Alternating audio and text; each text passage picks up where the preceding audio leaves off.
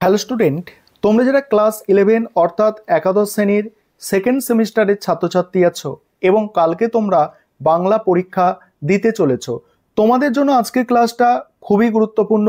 আজকের ক্লাসে তোমাদের 100% কমনযোগ্য লাস্ট মিনিট সাজেশন নিয়ে আলোচনা করব সেকেন্ড সেমিস্টারের, এবং তোমরা এই শেষ মুহূর্তে কিভাবে প্রস্তুতি নেবে সে বিষয়টাও একটু আলোচনা করে নেব। তোমাদের টোটাল 40 নম্বরের পরীক্ষা হবে।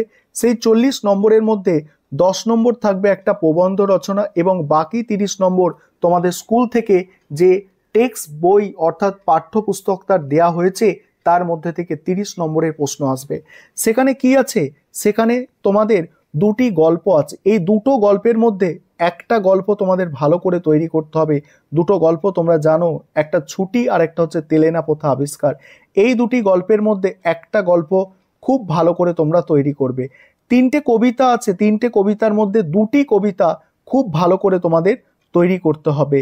আর পূর্ণাঙ্গ সহায়ক পাঠে 4টি গল্প আছে, সেই 4টি গল্পের মধ্যে 2টো গল্প খুব ভালো করে তৈরি করতে হবে। এবং প্রবন্ধ রচনা যেটা আছে, ঠিক আছে, প্রবন্ধ রচনা 2 ধরনের থাকে। সেই প্রবন্ধ রচনা 2 ধরনের মধ্যে কিন্তু আমি এক ধরনের অর্থাৎ যেটা মানুষ মানচিত্র প্রবন্ধ রচনা আছে সেই প্রবন্ধ রচনার সাজেশনটা তোমাদের দিয়ে দেব। প্রথমে দেখো, যেটা ছুটি গল্প থেকে যে প্রশ্নগুলো তৈরি করবে দেখে নাও। প্রথম প্রশ্ন, দেওয়ালের মধ্যে আটকা পড়িয়া কেবল তাহার সেই গ্রামের কথা মনে পড়ে। কার কেন তার গ্রামের কথা মনে পড়তো? মা এখন আমার ছুটি হয়েছে, এখন আমি বাড়ি যাচ্ছি। কে কাকে বলেছিল? বক্তা ছুটি হয়েছে বলতে কি বুঝিয়েছেন? এই যে প্রশ্নটা তোমরা দেখছো, এটা একদম ভিআইপি প্রশ্ন বলা যেতে পারে, মোস্ট ইম্পর্টেন্ট। তারপরে, সেও সর্বদা মনে মনে বুঝিতে পারে পৃথিবীর কোথাও সে খাপ খাইতেছে না।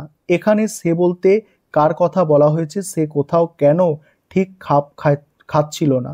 ছুটি গল্প অবলম্বনে ফটিকের চরিত্র, এটাও ভিআইপি প্রশ্ন। তারপরে, ছুটি গল্পের নামকরণের সার্থকতা খুব ভালো করে তৈরি করতে হবে। মোস্ট ইম্পর্টেন্ট 5টা প্রশ্ন তোমাদের আমি ছুটি গল্প থেকে বেছে দিলাম। কবিতা 3টে আছে, তার মধ্যে 2টি সাজেশন তোমাদের করে দেওয়া হয়েছে। এক হচ্ছে লালন ফকির। 3টে কবিতা কি? ভাব সম্মিলনী, নুন আর লালন ফকির। লালন ফকির থেকে প্রশ্নগুলো দেখে নাও। মানুষ ভোজলে সোনার মানুষ হবি। বক্তার এইরূপ মন্তব্যের কারণ কি? মন্তব্যটির তাৎপর্য আলোচনা করো। দ্বিতীয় প্রশ্ন, লালন শাহ ফকিরের গান এ বাউল সাধনার বিভিন্ন দিক যেভাবে প্রকাশিত হয়েছে আলোচনা করো। মোস্ট ইম্পর্টেন্ট এটা। লালন শাহ কে? পাঠ্য লালন গীতিকা অবলম্বনে মূল বিষয়টি ব্যাখ্যা করো। মোস্ট ইম্পর্টেন্ট প্রশ্ন আছে। লালন বললেন, লালন কি বলেছে সেই বলার সার্থকতা কি? নেক্সট আছে, এই মানুষে মানুষ গাথা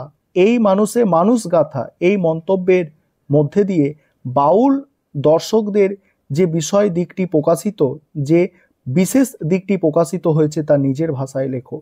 তারপরে নুন কবিতা থেকে দেখো, জয় গোস্বামীর লেখা নুন কবিতায় নিম্নবিত্ত পরিবারের যে দুর্দশার চিত্র ফুটে উঠেছে তা নিজের ভাষায় ব্যাখ্যা করো। মোস্ট ইম্পর্টেন্ট প্রশ্ন এটা। তারপরে, ফুল কি হইবে তাতে পরের যেটা আছে দেখো, পরে হচ্ছে তোমাদের নুন কবিতা থেকেই দেয়া আছে প্রশ্নটা। এখানে কি বলা হচ্ছে দেখো, এই মানে সংশয় প্রসঙ্গ নির্দেশ করে ব্যাখ্যা করো, অথবা নুন কবিতায় গোলাপের চারা কিসের ইঙ্গিত বহন করে? কেনই বা বাড়ি ফেরার পথে বক্তা গোলাপের চারা হবে কিনে আনেন এবং তারপরে তার সংশয় কি হয়? তারপরে দেখো, পরের প্রশ্ন, আমাদের শুকনো ভাতে লবণের ব্যবস্থা হোক। পরের প্রশ্ন কি আছে দেখো, আমাদের শুকনো ভাতে লবণের ব্যবস্থা হোক, উদ্ধৃত চরণটির তাৎপর্য ব্যাখ্যা করো। অথবা দিয়ে এখানে আছে, করি তো কার তাতে কি? আমরা তো সামান্য লোক। কোনো পরিপ্রেক্ষিতে বক্তার এই উক্তিটির তাৎপর্য ব্যাখ্যা করো। তারপরে আগুন নাটক থেকে আগুন নাটক বিজন ভট্টাচার্যের লেখা। দেখো, আগুন প্রশ্নটা দেখো, আগুন কোন পরিপ্রেক্ষিতে কে বা কারা এই আগুন আগুন বলে চেঁচিয়ে উঠেছিল, এই আগুন এর কারণ বুঝিয়ে দাও। তারপরে সে রক্ষক সেই হলো গিয়ে তোমার ভক্ষক, উক্তিটির তাৎপর্য ব্যাখ্যা করো। আগুন জ্বলছে আমাদের পেটে, উক্তিটি কার বা কাদের, কোন প্রসঙ্গে এই উক্তিটির তাৎপর্য ব্যাখ্যা করো। পরে লুঙ্গি, টিকি, পৈতে, টুপি সবই একাকার হয়ে গেছে, কোন প্রসঙ্গে এই মন্তব্যটির তাৎপর্য আলোচনা করো। পরের প্রশ্ন, হাতি যখন নদে পড়ে দেখো চামচিকে তাই লাথি মারে, প্রসঙ্গ উল্লেখ করে উক্তিটির তাৎপর্য বিশ্লেষণ করো। নেক্সট, পূর্ণাঙ্গ সহায়ক গ্রন্থ থেকে বই কেনা থেকে যেগুলো করবে, দেখো মার্ক টুয়েনের লাইব্রেরি খানা দেখবার মতো ছিল। মার্ক টুয়েনের সংক্ষিপ্ত বিবরণ দাও। মার্ক টুয়েনের লাইব্রেরির বিশেষত্ব কি? আন্ধে জিদে কিভাবে তার লেখক বন্ধুদের শিক্ষা দিয়েছেন। এখানে আরেকটা প্রশ্ন আছে, দেখো সংসারের জ্বালা যন্ত্রণা এড়াবার প্রধান উপায় হচ্ছে, উপায়টি সংক্ষেপে লেখো। অথবার প্রশ্ন এখানে আসতে পারে, চোখ দেখো বাড়াবার পন্থাটা কি, পন্থাটি সংক্ষেপে লেখো।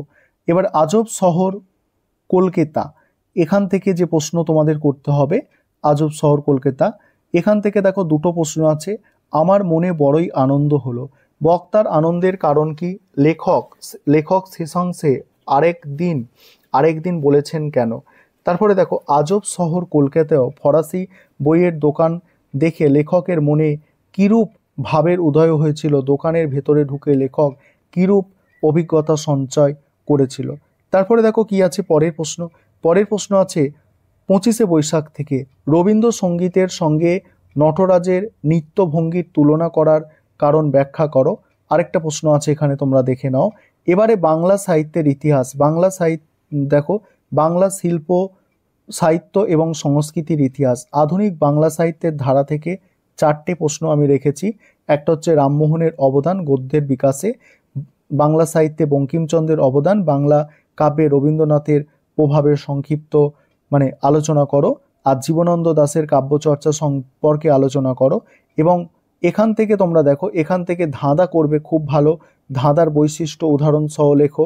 প্রবাদ ও প্রবচন বলতে কি বোঝো, কয়েকটি প্রবাদ প্রবচনের উদাহরণ, এই দুটোর মধ্যে একটা প্রশ্ন তোমরা কমন পেয়ে যাবে। এই 3টে করো, তোমরা এখান থেকে কিন্তু অনেকটা সুরক্ষিত থাকতে পারবে। ছড়া কাকে বলে, উদাহরণ সহ ছড়ার বৈশিষ্ট্য লেখো, ঠিক আছে। আর এবারে রচনা আমি মানস মানচিত্র দিয়েছি। ছাত্র জীবনে খেলাধুলার ভূমিকা, বাংলার উৎসব, পরিবেশ দূষণ তার প্রতিকার, সবুজায়ন বনাম নগরায়ন, শিক্ষা বিস্তারে গণমাধ্যম, বিজ্ঞান ও কুসংস্কার, বিশ্ব উষ্ণায়ন, এই হচ্ছে রচনা, এইগুলো করো।